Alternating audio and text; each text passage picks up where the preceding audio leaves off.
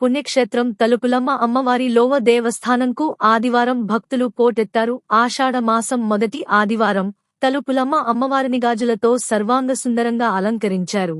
వేకువ జాము నుంచే ఆలయ ప్రాంగణం భక్తజనంతో నిండిపోయింది.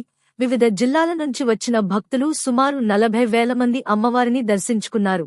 ఆలయానికి రికార్డు స్థాయిలో 9,61,000 రూపాయలు ఆదాయం సమకూరినట్లు దేవస్థానం డిప్యూటీ కమిషనర్ విశ్వనాథరాజు తెలిపారు. 3 సిఐలు, 6 ఎస్ఐలతో పాటు సుమారు 60 మంది పోలీసులు, 80 మంది వాలంటీర్లు ట్రాఫిక్ సమస్య తలెత్తకుండా చర్యలు చేపట్టారు.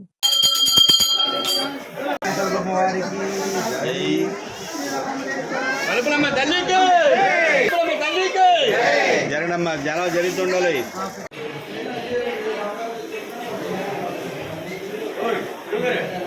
Oye,